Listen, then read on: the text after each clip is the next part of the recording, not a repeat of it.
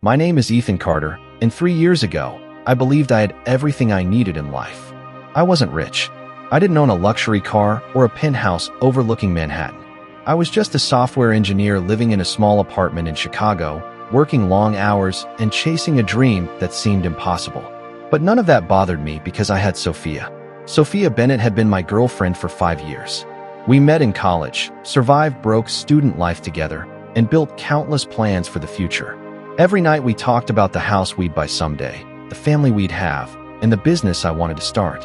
She always told me she believed in me. At least, that's what I thought. Everything changed on a rainy Thursday evening. I came home carrying takeout from her favorite restaurant. I had exciting news. After months of preparation, a group of investors had finally agreed to meet me about funding my startup idea. I expected Sophia to be excited. Instead, I found her sitting on the couch with a strange expression on her face. "Ethan, we need to talk." Those 4 words instantly made my stomach sink. I sat down across from her. "What happened?" She looked away. Then she said something I'll never forget. "I'm leaving." For a second, I honestly thought she was joking. "What?" She took a deep breath. "I met someone." My heart stopped. I stared at her in complete disbelief. "What are you talking about?" "His name is Daniel Lawson." I recognized the name immediately. Daniel Lawson was one of Chicago's most successful CEOs. He owned Lawson Technologies, a billion-dollar software company. "He can give me the life I've always wanted." The words hit harder than any punch. "What about us?" Sophia hesitated. Then she said the sentence that destroyed me. "Love isn't enough anymore." I felt my entire world collapse. 5 years. 5 years together. 5 years of promises. Gone in less than 5 minutes. She packed her bags that night. Before leaving, she stood at the doorway. For a moment, I thought she might change her mind. Instead, she smiled sadly. "Maybe one day you'll understand." Then she walked out and took my heart with her. I sat alone in that apartment until sunrise. The pain was unbearable, but as the sun rose over the city, another feeling slowly replaced the heartbreak. Anger. The kind of anger that changes a person forever. That morning, I made a promise. I wouldn't spend my life crying over Sophia Bennett. I would become so successful that leaving me would become the biggest mistake she ever made. And that promise would change everything. The weeks after Sophia left were the darkest period of my life. Every corner of my apartment reminded me of her. The coffee mug she used every morning was still in the kitchen. Her favorite blanket was still folded on the couch. Even her perfume seemed to linger in the air long after she was gone. At first, I couldn't focus on anything. I barely slept. I barely ate. I spent nights staring at the ceiling wondering how someone who promised forever could leave so easily. Then social media made everything worse. One evening, I saw photos of Sophia attending a charity gala with Daniel Lawson. Designer dress, luxury jewelry, private limousine. She looked happier than I had ever seen her. The comments underneath the photos were brutal. "Power couple. They look perfect together. Lucky girl." I felt sick. While she was enjoying a billionaire lifestyle, I was struggling to pay rent. A few weeks later, my investor meeting collapsed. The investors believed my software idea was too risky. One by one, they walked away. The startup I had dreamed about building suddenly seemed impossible. For the first time in my life, I considered giving up. Maybe Sophia had been right. Maybe dreams didn't matter. Maybe love didn't matter. Maybe success only belonged to people like Daniel Lawson. But life has a strange way of changing when you're at your lowest. One night, while cleaning my apartment, I found an old notebook. Inside were years of business ideas, plans, sketches, and goals. Page after page reminded me of the person I used to be, a man who believed anything was possible. As I read those notes, something awakened inside me. I realized I had 2 choices. I could spend the next decade hating Sophia, or I could spend the next decade becoming someone she could never ignore. That night, I made my decision. I sold my car. I emptied my savings account. I borrowed money from friends who still believed in me. Then I rented a tiny office that was barely bigger than a storage room. Most people would have laughed if they saw it. One desk, one computer, one exhausted founder. But inside that tiny office, I started building a company. I worked 18-hour days, 7 days a week. No vacations, no parties, no distractions. Only one goal: win. I wasn't thinking about revenge every second anymore. I was thinking about becoming unstoppable. And for the first time since Sophia left, I felt alive again. Little did I know, this was only the beginning. The real battle hadn't even started. My company was called NovaCore. At the beginning, it was nothing more than a dream and a laptop. Nobody took us seriously. Investors ignored us. Competitors mocked us. Even some of my friends quietly thought I was wasting my life. But failure wasn't an option anymore. I had already lost the woman I loved. I wasn't going to lose my future too. For nearly 2 years, I lived like a machine. Wake up, work, sleep, repeat. I hired 2 talented programmers who believed in my vision. Then 3 more. Then 5. Slowly, NovaCore started growing. Our software focused on artificial intelligence solutions for medium-sized businesses. Unlike giant corporations, we actually listened to customers. And customers noticed. 1 contract became 5. 5 became 20. 20 became hundreds. Revenue exploded. By our 3rd year, NovaCore had become one of the fastest-growing technology companies in America. Business magazines began writing articles about us. Investors who once ignored me were suddenly begging for meetings. The irony was almost funny. The same people who laughed at my ideas now wanted to be part of them. But none of that compared to what happened next. One morning, my assistant walked into my office carrying a report. Her face looked serious. "Ethan, you need to see this." I opened the report. The title immediately caught my attention. Lawson Technologies, Daniel Lawson's company. As I read further, I couldn't believe it. His company was losing customers, major customers, and many of them were switching to NovaCore. For years, Daniel had dominated the industry. Now, for the first time, someone was threatening his position. Me. A strange feeling filled my chest. For years, Daniel had represented everything I hated. The man who took Sophia. The man who represented the life I could never have. Now the balance of power was changing, and he knew it. A week later, Daniel personally requested a meeting. Everyone expected me to accept immediately. After all, it was one of the biggest CEOs in the country. But I made him wait. For 2 weeks. Petty? Maybe. Satisfying? Absolutely. For the first time since Sophia left, I realized something important. I wasn't chasing them anymore. They were starting to chase me. And that changed everything. When I finally met Daniel Lawson, I expected to feel anger. Instead, I felt nothing. That surprised me. For years I had imagined this moment. The man who took Sophia. The billionaire who had everything. The guy I blamed for destroying my life. Yet sitting across from him in a luxury conference room, he looked surprisingly ordinary. Older. Tired. Stressed. His confident smile looked forced. He extended his hand. "Ethan, nice to finally meet you." I shook it. "Likewise." The meeting started politely. Then he got straight to the point. "I want to buy NovaCore." I nearly laughed. 3 years earlier, nobody wanted my company. Now one of America's biggest CEOs wanted ownership. Not interested. His smile faded slightly. "You haven't even heard the number." "I don't need to." The room became quiet. Daniel leaned forward. "You know, business isn't personal." That sentence irritated me immediately. Business wasn't personal?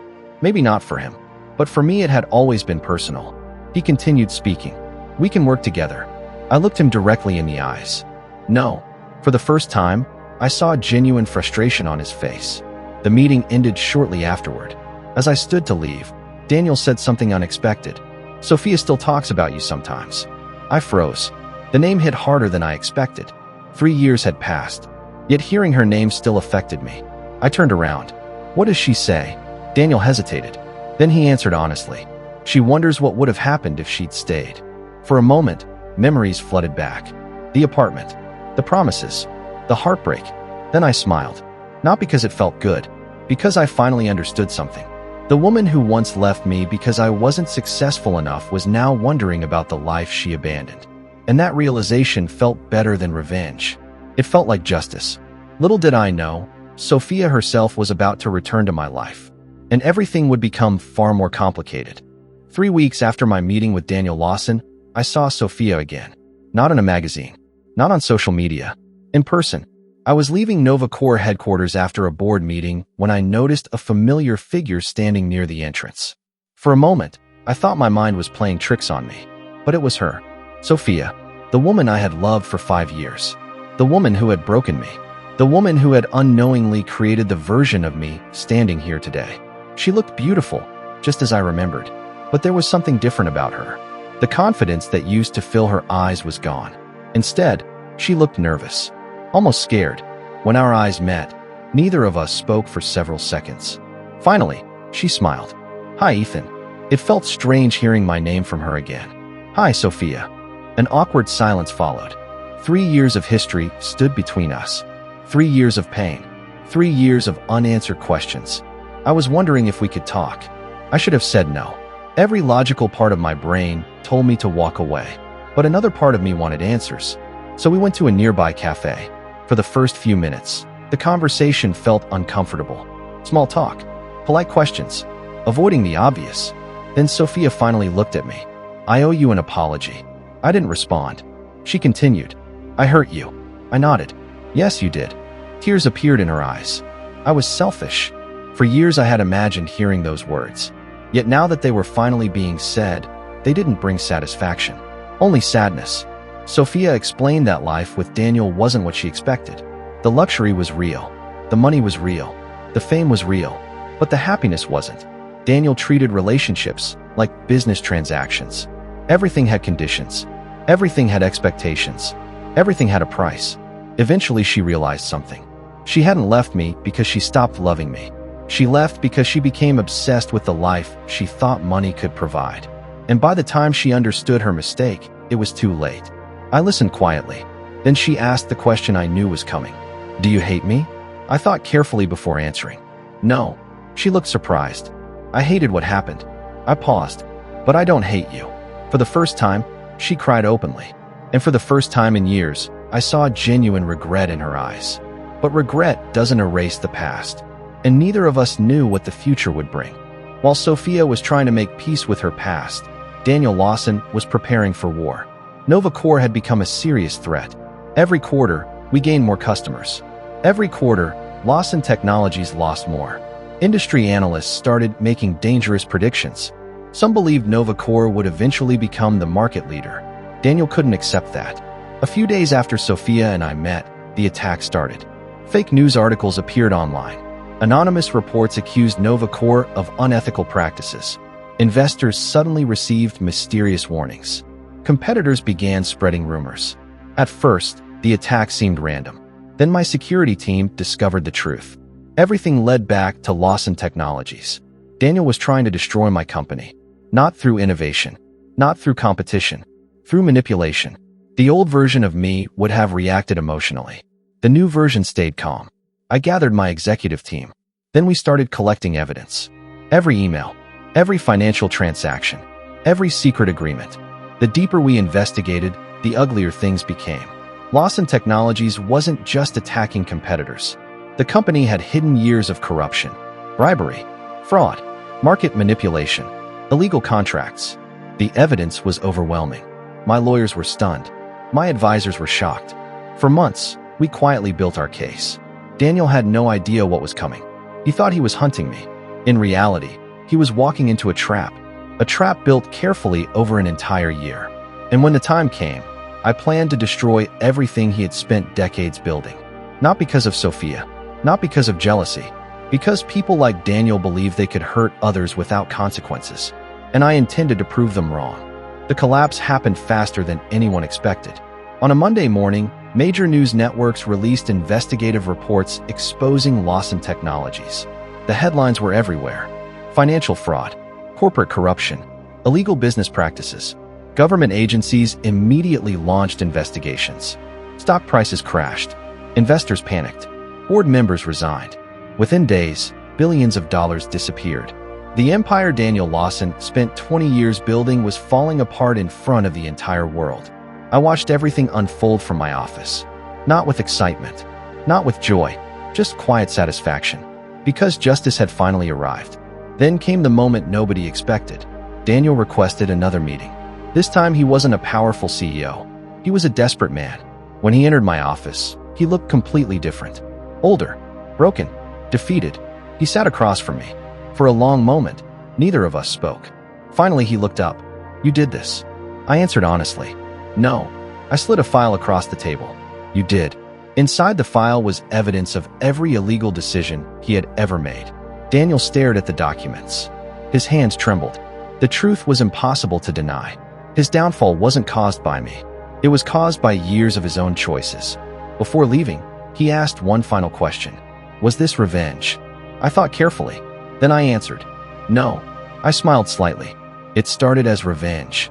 I looked around the NovaCore headquarters, the employees, the success, the future. Then I looked back at him. But somewhere along the way, I became too busy building my life to focus on destroying yours. For the first time, Daniel had no response.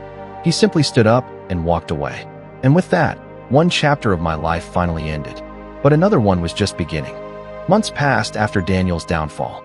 NovaCore became the largest technology company in the industry. My schedule remained busy. My company continued growing. Yet despite all the success, something felt missing. One evening I received a message from Sophia. Simple, short. Would you like to have dinner? I stared at the message for several minutes. Part of me wanted to ignore it. Another part remembered the girl I once loved. Eventually, I agreed. Dinner turned into another conversation. Then another. Then another. Slowly, we started rebuilding a friendship. Not a relationship. A friendship. And that distinction mattered. Both of us had changed. Both of us carried scars. Both of us understood that trust couldn't be rebuilt overnight. Months later, Sophia told me something that stayed with me forever. When I left, I thought success would make me happy. She smiled sadly. But happiness was sitting in that tiny apartment with you eating cheap pizza. I laughed, because I remembered those nights. And despite everything that happened afterward, those memories were still real. As time passed, I realized something surprising. The pain was gone. The anger was gone. Even the desire for revenge had disappeared. For the first time in years, I felt free. And freedom created room for something new. Hope. Maybe not for the past, but for the future. A future that Sophia might once again become part of. A year later, I stood on the rooftop of NovaCore's new headquarters overlooking Chicago. The city lights stretched endlessly into the distance. Beside me stood Sophia. The wind moved gently through her hair as we looked at the skyline together. So, she asked quietly, do you ever think about what would have happened if I never left? I smiled. The old Ethan would have answered differently. The old Ethan would have talked about heartbreak, pain, betrayal, loss. But I wasn't that man anymore. No. She looked surprised. No. I shook my head. Because if you hadn't left, I wouldn't be the person I am today. Tears formed in her eyes. I don't deserve a second chance. Maybe she was right. Maybe she wasn't. Life isn't always about deserving. Sometimes it's about growth. Sometimes it's about forgiveness. Sometimes it's about choosing who you want to become. I turned toward her. For years, I wanted revenge. I looked at the city below, and I got it. She remained silent. Then I smiled. But revenge wasn't the best thing that happened to me. What was? I took her hand, learning how to move forward. Sophia cried softly.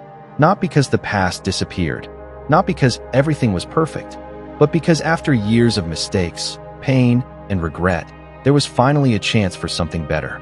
As the city lights sparkled beneath us, I realized something important. Winning wasn't watching Daniel lose everything. Winning wasn't becoming richer than the man who once took the woman I loved. Winning was becoming someone strong enough to let go of hatred, strong enough to forgive, strong enough to love again. And as I looked at Sophia standing beside me, I knew my story had never really been about revenge. It was about becoming the man I was meant to be all along.